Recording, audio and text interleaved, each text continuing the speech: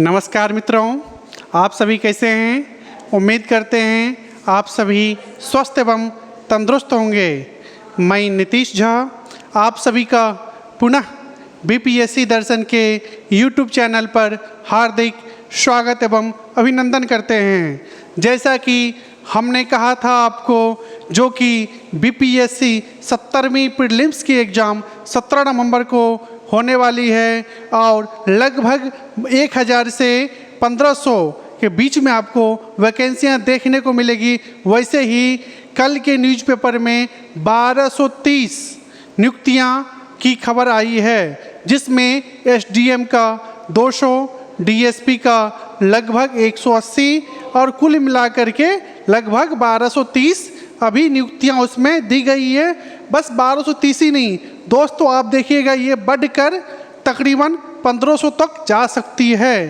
तो दोस्तों लग जाइए, 17 नवंबर अब दूर नहीं है। समय कैसे कट जाएगी बिल्कुल पता नहीं चलेगा।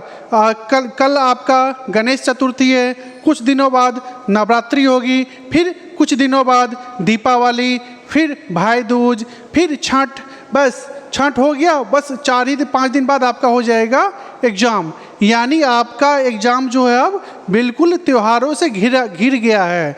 इसीलिए आपके पास बिल्कुल ही समय नहीं है। आप ये ना माने जो हमारे पास अभी भी 2 महीना शेष है। नहीं दोस्तों, इसी 2 महीने में सभी हिंदू के महत्वपूर्ण त्यौहार हैं। इसीलिए दोस्तों लग जाइए, भिड़ जाइए एकदम मिशन पे बीपीएससी 70वीं एग्ज़ाम। ठीक है, आपको क्रैक करनी है, इसके लिए हम आपके साथ हैं दोस्तों। तो आज हम लोग देख रहे थे प्राचीन बिहार का इतिहास, तो चलिए हम लोग उससे आगे देखते हैं। आज का हमारा टॉपिक है वैदिक युग, यानी वैदिक एज। वैदिक पीरियड में बिहार का क्या रहा अस्तित्व, उसको एक बार हम लोग देखेंगे। चलिए दोस्तों हम बात करते हैं यदि बिहार का, तो बिहार का जो है सो सर्वप्रथम आपका बिहार जो है सर्वप्रथम आपका बिहार का चर्चा कहाँ मिलती है, तो सर्वप्रथम बिहार की चर्चा आपको शतपथ ब्राह्मण में मिलती है। किस में मिलती है दोस्तों? शतपथ ब्राह्मण, ये याद रख लीजिए। शतपथ ब्राह्मण ग्रंथ में सर्वप्रथम बिहार के भौगोलिक क्षेत्र का वर्णन मिलता है। ठीक है दोस्तों, बहुत ही इंपॉर्टेंट पॉइंट है ये। शतपथ ब्राह्मण ग्रंथ में प्रथम बार बिहार का उल्लेख मिलता है। ठीक है दोस्तों, चलिए अब हम आगे बढ़ते हैं। शतपथ ब्राह्मण में विदेह जो वर्तमान तिरहुत क्षेत्र है, यानी आपका हो गया मधुबनी, दरभंगा, सीतामढ़ी, मुजफ्फरपुर और नेपाल का जो आपका क्षेत्र है मिथिलांचल का, वो क्षेत्र, ठीक है, के जनक को सम्राट या राजा वर्णित है शतपथ ब्राह्मण में। हम लोग जानते हैं जो मिथिला के राजा कौन हुआ करते थे? राजा जनक, जिनकी पुत्री माता सीते थी, जिनका विवाह रामचंद्र जी से हुआ था, जो कि अयोध्या नरेश थे। तो उन्हीं जनक की बात कर रहे हैं। वो जनक का जो एरिया जो था ना, वो संभवतः कौन सा था? तो मान लीजिए तिरहुत। ठीक है, तिरहुत का था, जिसको हम लोग मिथिला भी बोलते हैं। ठीक है, तो उसके जो राजा जो थे उनका चर्चा कहाँ पे मिली है? तो शतपथ ब्राह्मण ग्रंथ में राजा जनक का चर्चा मिलता है। किस रूप में? तो सम्राट या राजा के रूप में। चलिए दोस्तों आगे देखें। साथ ही इसमें विदेह माधव, कौन? विदेह माधव तथा उनके पुरोहित गौतम राहुगण और सदानीरा के रूप में वर्तमान गंडक नदी की भी चर्चा मिलती है। बस हमें राजा जनक का ही नहीं, जनक के साथ साथ विदेह माधव का, ठीक है, साथ ही उनके पुरोहित यानी जनक जी के पुरोहित जो थे कौन? गौतम राहुगण, और जो नदियों में जो फेमस जो थी सदानीरा के नाम से जाने वाली नदी, वर्तमान गंडक नदी की भी चर्चा शतपथ ब्राह्मण ग्रंथ में मिलता है। ठीक है मित्रों, तो ये 3-4 पॉइंट आपके इंपॉर्टेंट हो गए, इसको ध्यान में रखिएगा। चलिए आगे बढ़ें। विदेह राजा जनक के दरबार में शतपथ ब्राह्मण के रचयिता याज्ञवल्क्य और उनकी पत्नी मैत्रेयी रहती थी।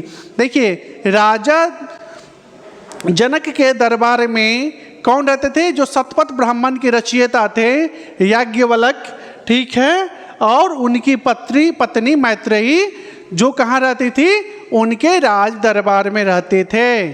ठीक है मित्रों, तो ये आपको कंफ्यूज होने की आवश्यकता नहीं है। चलिए, साथ ही साथ शतपथ ब्राह्मण के अनुसार माधव विदेह उत्तर बिहार में आर्य संस्कृति का विस्तार करता माना जाता है। आप देखिए, हम लोग अभी बात कर रहे थे कहाँ की, तो मुख्यतः आपका मिथिलांचल क्षेत्र जो आपका नेपाल वाला क्षेत्र है, बॉर्डरिंग नेपाल हो गया, आपका मुजफ्फरपुर, दरभंगा, मधुबनी क्या होते हुए सीतामढ़ी का क्षेत्र की बात कर रहे थे। अब हम पूरा बिहार में बात कर रहे हैं।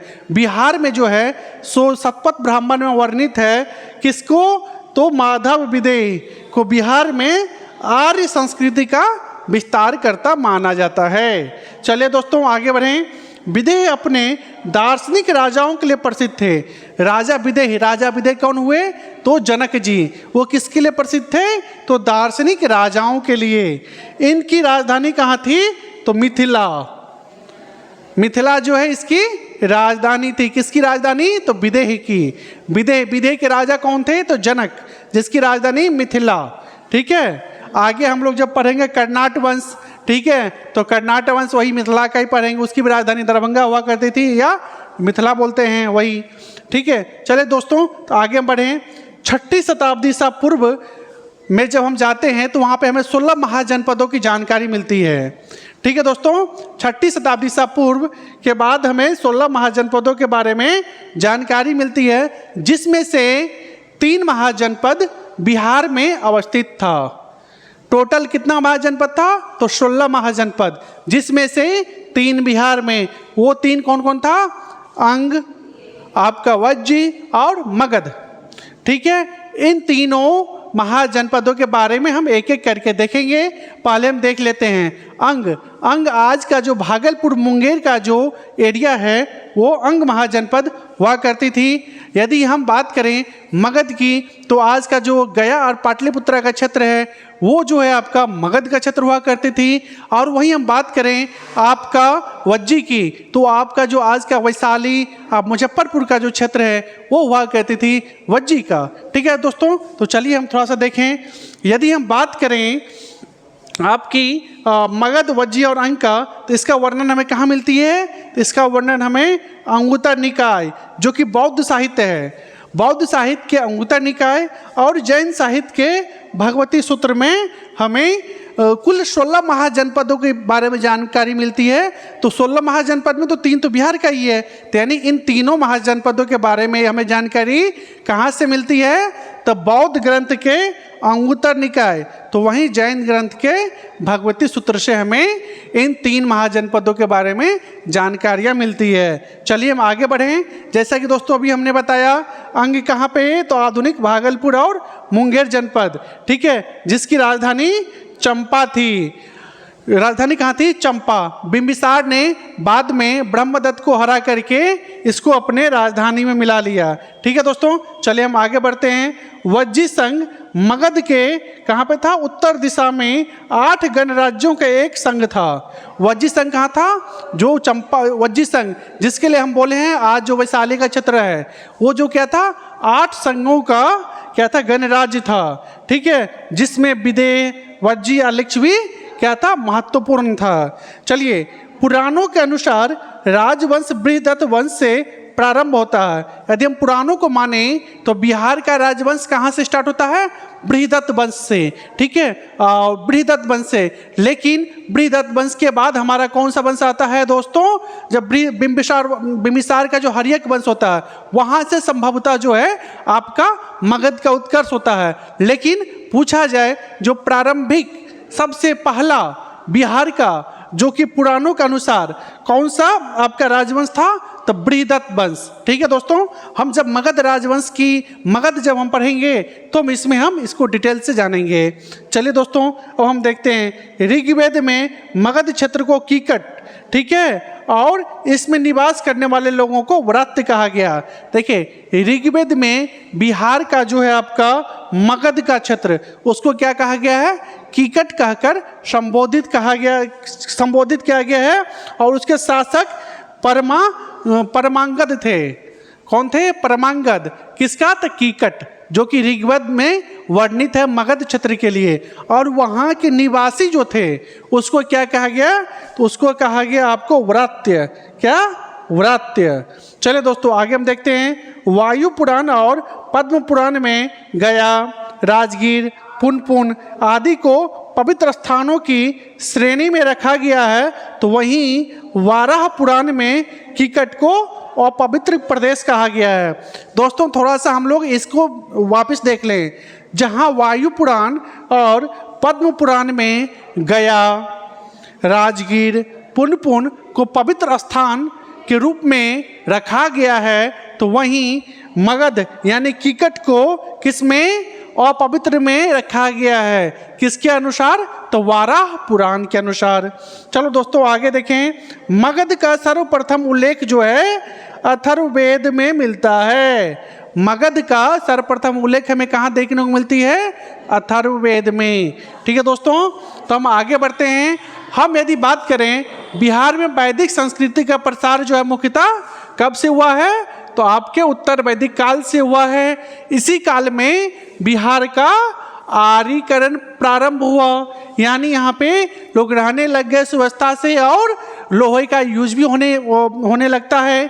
ठीक है दोस्तों, 6ठी शताब्दी ईसा पूर्व के बाद आप देखते हैं जो कि नए नए धर्म का भी उदय होता है, बौद्ध धर्म और जैन धर्म का भी, वो भी हम इसके बाद देखेंगे। हम बात करें यजुर्वेद में सबसे पहले विदेह राज्य का उल्लेख है। जो अभी हम लोग बात कर रहे थे, विदेह राज्य के राजा कौन थे, जनक, उसका जो सर्वप्रथम चर्चा हमें कहाँ मिलती है, तो आपके यजुर्वेद में। ठीक है, वाल्मीकि द्वारा रचित रामायण जो है महाग्रंथ, उसमें आपका मलद और करुणा शब्द का उल्लेख जो है सो किसके लिए किया गया है, बक्सर के लिए। किसके लिए, बक्सर के लिए किया गया है। बक्सर, गंगा का बिहार में प्रवेश इसी बक्सर से होती है। इसीलिए यदि हमें बोला जाए जो बक्सर शब्द, बक्सर का जो है सो प्रयोग हमें कहाँ देखने को मिलती है, इसका कहाँ, इसका नाम इसका लिया गया है, तो मलद और करुणा शब्द में। किसके द्वारा रचित, वाल्मीकि द्वारा रचित रामायण में चर्चा है। और ये बक्सर क्यों, तो तारका जो राक्षसी थी उसका यहाँ पे वध हुआ था। तारका राक्षसी का वध के कारण बक्सर का जो है सो यूज लिया गया मलद और करुणा कहकर। ठीक है दोस्तों, तो अभी हम लोग ये देखें, अब हम लोग देखते हैं बिहार और वैदिक संहिता। ठीक है, चलिए एक बार नजर मार लें। विश्व के सबसे प्राचीन माने जाने वाली कृति वेद संहिता कौन सा है, सबसे प्राचीन माने जाने वाली कृति विश्व का कौन सा है, वेद संहिता। मुख्यतः क्या है, ऋग्वेद, अथर्ववेद, यजुर्वेद और सामवेद, जो कि बिहार का, इन चारों वेद में बिहार का उल्लेख मिलता है। यानी देखा जाए तो कुल कितना वेद है, कुल 4 वेद हैं, ऋग्वेद, यजुर्वेद, अथर्ववेद, सामवेद। ठीक है, इन चारों ही वेद में हमें बिहार की चर्चा मिलती है। चलिए थोड़ा सा हम लोग इसका बेसिक देख लें। ऋग्वेद, ऋग्वेद किससे संबंधित है, यज्ञ से। अथर्ववेद, अथर्ववेद में हमें क्या देखने को मिलती है आपका, जो कि अथर्ववेद यदि हम बात करें आपको तो दोस्तों, तो अथर्ववेद में आपको देखने को मिलेगा औषधि यानी दवा से संबंधित। यजुर्वेद, यजुर्वेद में हमें क्या देखने को मिलेगी आपको दोस्तों, यजुर्वेद में आपको देखने को मिलेगा आपका हवन, और साथ ही साथ आपका जो भूत प्रेत का है उससे संबंधित। सामवेद यानी जो गायन, मंत्रों का गायन जो होता था, इसमें सामवेद में आपको देखने को मिलेगा। जब हम लोग एंशिएंट इंडिया पढ़ेंगे तो इसको हम लोग डिटेल में देखेंगे। चले मित्रों आगे बढ़ते हैं। वेदों की संहिता से रचित ब्राह्मण ग्रंथ यानी ऐत्रेय, शतपथ, तैत्तिरीय आदि जो है, ये क्या है, वेदों की संहिता से रचित ब्राह्मण ग्रंथ है, जिससे हमें बिंबिसार के पूर्व की घटनाओं की जानकारी प्राप्त होती है। तो दोस्तों अभी हम लोग देख रहे थे वैदिक पीरियड, अब हम लोग देख लेते हैं महाजनपद, जिसकी कि हम लोग अभी चर्चा किए, जो कुल 16 महाजनपद थे। ठीक है, जिसका के वर्णन हमें कहाँ मिलती है, आपका बौद्ध धर्म के अंगुत्ता निकाय, तो वहीं जैन धर्म के आपके भगवती सूत्र में मिलती है। जो कुल बिहार में 3 महाजनपद थे, कौन कौन, अंग, वज्जी और मगध। ठीक है, अंग की राजधानी कहाँ थी, तो चंपा, वज्जी की राजधानी कहाँ थी? वैशाली या लिच्छवी। वहीं यदि हम बात करें आपका मगध की राजधानी कहाँ हुआ करती थी? तो मगध की राजधानी हुआ करती थी प्रारंभिक राजधानी गृहवज्र या राजगृह। ठीक है, फिर बाद में पाटलिपुत्र होता है। पाटलिपुत्र कौन राजधानी को स्थानांतरित करता है? तो उदयीन। ठीक है, हम आगे पढ़ेंगे जब मगध पढ़ेंगे। चलिए अभी हम लोग देख लेते हैं कौन सा अंग महाजनपद को एक नज़र देख लें। अंग महाजनपद का सर्वप्रथम उल्लेख हमें अथर्ववेद, महाभारत एवं पुराणों में मिलता है। यानी अंग महाजनपद के बारे में दोस्तों हम यदि बात करें तो इसका सर्वप्रथम चर्चा हमें कहाँ देखने को मिलती है? तो आपके अथर्ववेद, महाभारत और पुराणों में सर्वप्रथम इसका वर्णन हमें देखने को मिलती है। वहीं हम बात करें महाभारत और पुराणों में तो इसका प्राचीन नाम क्या था? मालिनी। यानी अंग को मालिनी के नाम से जाना जाता था। कहाँ पे? तो आपका महाभारत और पुराणों में। ठीक है मित्रों, आपको एक क्वेश्चन देखने को मिल सकता है जो निम्नलिखित में से मालिनी किसके लिए प्रयोग हुआ करता था? ठीक है, महाभारत और पुराणों में। तो उसमें आपको ऑप्शन दे देगा, अंग आपका दे देगा, मगध दे देगा, अंग दे देगा, मगध दे देगा, वज्जी दे देगा और आपका कौशल दे देगा। तो आपका सही उत्तर क्या होगा? अंग होगा। ठीक है मित्रों, चलिए हम अंग की राजधानी कहाँ थी? चंपा थी। यह चंपा किस लिए महत्वपूर्ण था? तो ये चंपा ट्रेड के लिए महत्वपूर्ण था। किसके लिए? व्यापार के लिए महत्वपूर्ण था। ठीक है, यानी सिल्क, रेशम का यहाँ से मुख्यतः व्यापार किया जाता था, भारत और भारत से बाहर भी। ठीक है मित्रों, चलिए अंग महाजनपद जो है सो गंगा और चंपा नदियों के संगम पर स्थित थी। कहाँ पे थी अंग महाजनपद? तो गंगा और चंपा नदियों के संगम पर स्थित थी, जो कि किसके लिए? व्यापार के लिए एक बहुत ही अच्छा स्थान इसको माना जाता था और यहाँ से रेशम का व्यापार किया जाता था मुख्यतः। ठीक है मित्रों, चलिए आगे देखें। यह मगध के पूर्व और राजमहल पहाड़ियों के पश्चिम में स्थित था। ठीक है मित्रों, यदि इसका यदि आपको लोकेशन पूछ ले तो आप क्या बताएंगे? यह क्या था? मगध के पूर्व में स्थित था और राजमहल पहाड़ियों के पश्चिम में स्थित था। चलिए वर्तमान क्षेत्र की यदि बात किया जाए तो वर्तमान में कहाँ पे अवस्थित है ये? तो आज का जो भागलपुर और मुंगेर का क्षेत्र है, ठीक है, वो क्या हुआ करता था? अंग महाजनपद हुआ करता था। चलिए दोस्तों आगे बढ़ें। अंग के राजा दधिवाहन की पुत्री चंदना थी। ठीक है, चंदना उसने क्या करी? जैन धर्म को अपनाई, जो कि पहली महिला थी। यानी जैन धर्म को अपनाने वाली पहली महिला चंदना कौन थी? दधिवाहन की पुत्री। दधिवाहन कौन था? तो अंग का राजा था। ये भी एक इम्पोर्टेंट पॉइंट हो जाता है, इसको भी ध्यान रखना है मित्रों। चलिए आगे देखें। अंग महाजनपद में कुल 25 राजाओं की हमें जानकारी मिलती है। यानी अंग आपका जो महाजनपद था उसमें कुल 25 राजाएं हुए, जिनका की शासन की जानकारी हमें देखने को मिलती है, जिसमें आपका तितुक्षी, कौन? तितुक्षी प्रथम राजा थे। तो वहीं कर्ण अंतिम आर्य राजा की जानकारी प्राप्त होती है। आप कर्ण आप देखे होंगे ना महाभारत, यदि आप सीरियल देखे होंगे या फिर महाभारत आप पढ़े होंगे तो आप देखे होंगे अंग कौन थे? तो अंग सूतपुत्र कर्ण, जो कि संभवतः कुंती के पुत्र हुए थे, लेकिन वो जो कौन हो जाते हैं ये? तो ये आपको यानी अंग वही कर्ण थे जिसको दुर्योधन ने अंग का राजा घोषित किए थे, वही अंग की हम बात कर रहे हैं। तो कर्ण इसके कौन क्या हुए? अंतिम आर्य राजा। प्रथम आर्य राजा कौन थे? तो तितुक्षी। ठीक है मित्रों, चलिए हम आगे बढ़ते हैं। अंग के राजा ब्रह्मदत्त को बिंबिसार ने हत्या कर दी और अंग पर कब्जा कर लिया और अपने पुत्र अजातशत्रु को अंग का राज्यपाल बना दिया। यानी आगे जा करके जब हम मगध पढ़ेंगे तब हम इसको विस्तार से देखेंगे। जो अंग के सम्राट यहाँ के आपके अंग के जो राजा ब्रह्मदत्त थे, वो मगध नरेश बिंबिसार ने उसको पराजित करके उसकी हत्या कर दी और अंग महाजनपद को अपने साम्राज्य में मिला लिया। और अंग महाजनपद का जो क्षेत्र था वहाँ के राज्यपाल अपने पुत्र अजातशत्रु को वहाँ का राज्यपाल बना दिया। ठीक है दोस्तों, अब हम लोग देखते हैं वज्जी महाजनपद। कौन सा? वज्जी। वज्जी की राजधानी कहाँ थी? तो वज्जी की राजधानी वैशाली थी। वज्जी संघ जो है सो गंगा के उत्तर में स्थित है। आज जो हम लोग हाजीपुर बोलते हैं ना, जहाँ का केला बहुत फेमस है, छोटका वाला, ठीक है, बोलते हैं ना हाजीपुर, हाजीपुर का केला, तो वही हाजीपुर की बात हम कर रहे हैं, वैशाली। ठीक है, तो वही वहाँ कहाँ पे थी? तो हम लोग जानते हैं गंगा के इस पार यदि हम जाएं तो आपका हो जाएगा पटना, और गंगा के इस पार आ जाएं तो हो जाएगा आपका कौन चीज़? तो आपका हो जाएगा हाजीपुर। तो वही उसी की हम बात कर रहे हैं। बीच में क्या है? गंगा सेतु है लगभग 7 किलोमीटर का।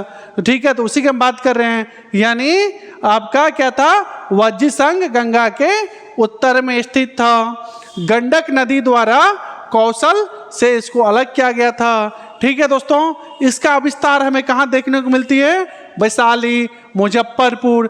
सिर्फ वैशाली मुजफ्फरपुर ही नहीं, वैशाली मुजफ्फरपुर से लेकर के नेपाल, जो विदेह की बात की है, वहाँ तक का क्षेत्र संभवतः वज्जी महाजनपद में था। ठीक है दोस्तों, वज्जी संघ में 8 वंश का शासन था। सिर्फ एक वंश का शासन नहीं था वज्जी महासंघ में। वज्जी संघ महासंघ में आपका 8 वंश का शासन था। ठीक है, जो कौन कौन था? तो आपका विदेह था, लिच्छवी था। विदेह वही हम बात कर रहे हैं राजा जनक वाली। लिच्छवी था, वज्जी था, ज्ञात्रिक था, उग्र था, भोग था, कौरव था और इक्ष्वाकु था। ये सभी जो है आपका 8 वंश, ये कहाँ पे था? तो ये सभी जो है आपका वज्जी महाजनपद के अंतर्गत आता था और सभी अपने अपने एरिया में शासन करता था। ठीक है दोस्तों, तो मिथिला जो है सो विदेह की राजधानी हुआ करती थी, जैसा कि अभी हमने बताया है। वैशाली लिच्छवियों और ज्ञात्रिकों की राजधानी थी। तो वैशाली, जैसा कि मिथिला आपकी विदेह की राजधानी थी, तो वहीं वैशाली लिच्छवी और ज्ञात्रिक की राजधानी हुआ करती थी। वहीं हम बात करें तो लिच्छवी जो है सो एशिया का प्रथम गणतांत्रिक राज्य था। क्या था?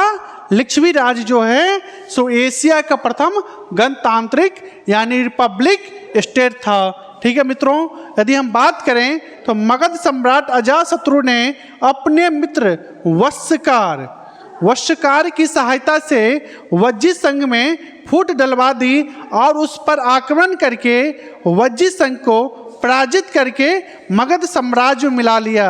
यानी दोस्तों, हम बात करें जो मगध सम्राट अजातशत्रु थे, वो अपने मंत्री वश्यकार की सहायता से वज्जी महासंघ में फूट डलवा दी और फूट डलवाने के बाद उस पर अधिकार कर लिया और उसको बाद में मगध में मिला लिया। तो दोस्तों, हम लोग आज क्या क्या देखे हैं? हम लोग आज देखे हैं वैदिक युग देख लिए हैं, फिर हम लोग महाजनपद देख लिए हैं, जिस महाजनपद में 2 महाजनपद देख लिए।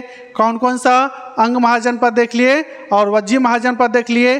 कल के एपिसोड में हम लोग देखेंगे मगध महाजनपद, उसके बाद हम लोग देखेंगे बौद्ध धर्म, जैन धर्म, फिर हम लोग देखेंगे कहाँ से? तो आपके मगध महाजनपद के में जो स्टार्ट होती है हमारा बृहदत्त वंश से, हम लोग वहाँ से स्टार्ट करेंगे। कब? तो यानी आपका बौद्ध धर्म, जैन धर्म होने के बाद। तो आज के लिए इतना ही। ठीक है मित्रों, जय हिंद, जय बिहार।